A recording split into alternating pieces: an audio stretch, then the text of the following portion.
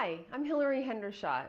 I'm the founder of Hillary Hendershot Financial. Welcome to learning how to talk money with your honey, or how to understand your partner's money language. See, money operating systems are simple, basic, but really controlling beliefs that influence all of our financial behaviors. You might have some sophisticated sounding things that you say about money now, but because of the money operating system, that's pretty much always on top of something really elementary. So from belief, or what you believe about money, flows your conversation, and then action, and then results. And nearly 100% of the time in that order. For example, you negotiate salary with your employer is a conversation, and how you behave in that conversation is a function of your beliefs and feelings about the conversation. That conversation led to an action called the writing of the offer letter, and a result called the numbers in your paycheck. For the most part, though, we don't talk to each other about money. We've decided it's a private issue, and we assign a lot of meaning and significance to it, so the conversation can be really stilted. Mostly, the only person you talk to about money is yourself. You might have tactical conversations with your partner, like, should we buy that? Or how much do we need to save to make that happen? Those are tactical questions.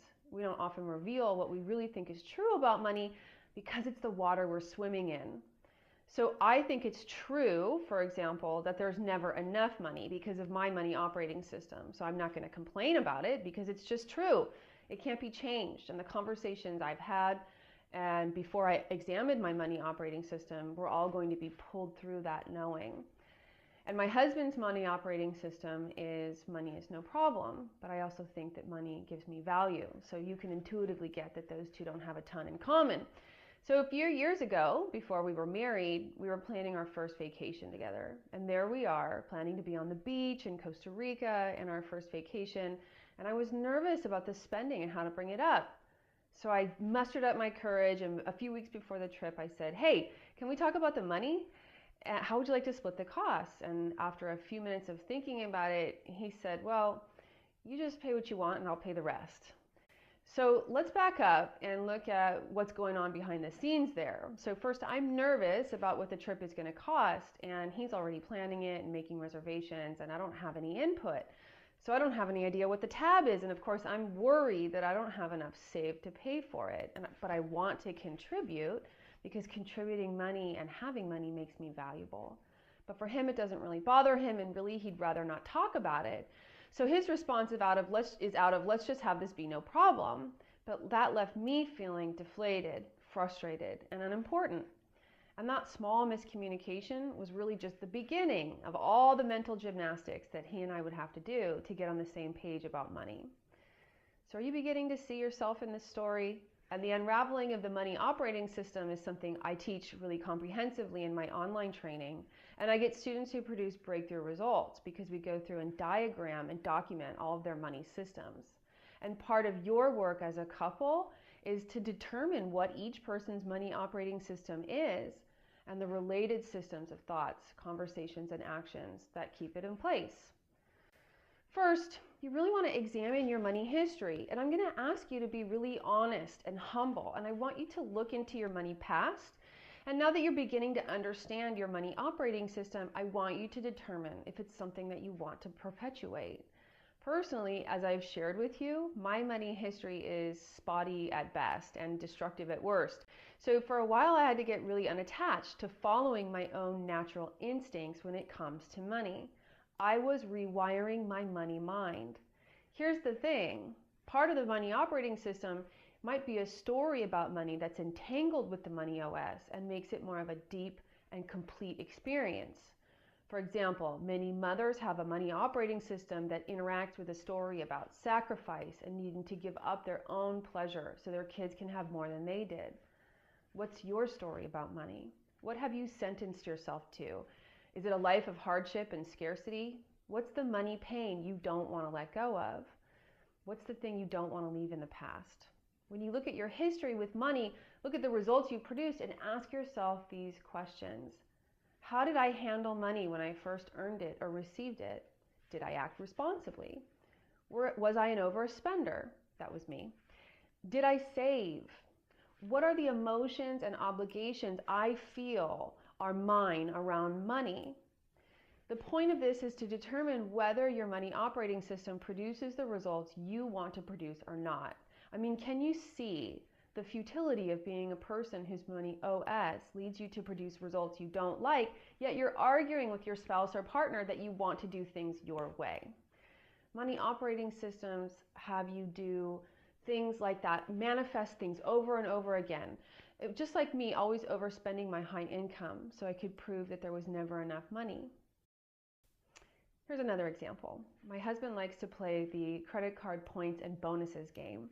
I don't know how much credit card management you do, but there's almost always a credit card company offering huge points and bonuses if you sign up and charge X thousand dollars within the first 90 days. I have a visceral aversion to credit cards after my experience with them. I mean, I love points programs from a factual perspective, but I really only want a couple of cards at a time. But my husband loves them. He has 12 to 15 credit cards open at any given time. His credit score is near 800 and he always pays off the debt. But when I first figured out how many credit cards he had, I was floored. I mean, I completely flipped out. But because of my money history relative to him, I really just kind of decided to look at things differently and trust him. I stopped complaining him because the best predictor of future behavior is past behavior. So we paid for our wedding with those credit cards. And you know what?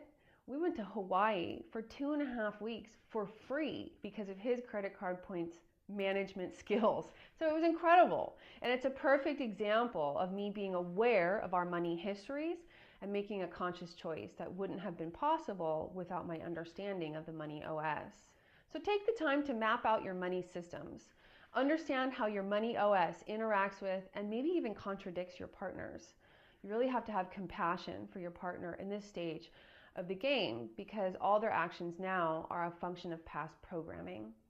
I shared with you how my unique blend of money operating systems team up and give me the experience that I'm always nervous there won't be enough money, plus I want to contribute because I think money makes me valuable. So now that I'm aware of all that sort of nonsense and programming, I can see through the filters and have created a sustainable financial life with my husband so we can grow wealth together. I mean, Robert was managing his finances on his own for decades before he met me, and he isn't necessarily inclined to do things like ask me before applying for another credit card or making a large personal investment in the investment fund he runs, which is good for business. I mean, investors like to see that he's put his money where his mouth is. But since for him, money is no problem, there really wasn't any discussion about this ex ante. So when these things come up, we take each other's money languages in stride.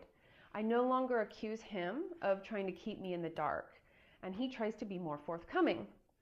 When we look at whether we should make a large concentrated personal investment in his investment fund, for example, instead of me getting emotional and worried about it, we take a more analytical perspective.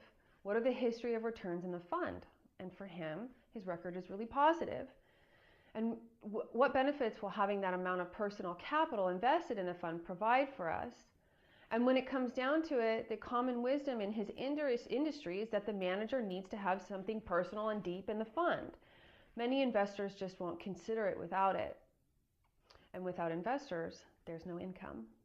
So it takes something for me to be analytical about my own money. And that brings us to the table together and it creates partnership.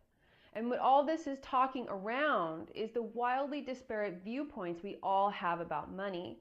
Our programming is strong, so in many cases, it's purely unrelated to our overall personalities. In fact, I'm asserting that if you and your partner happen to be financially compatible, it's just a stroke of luck.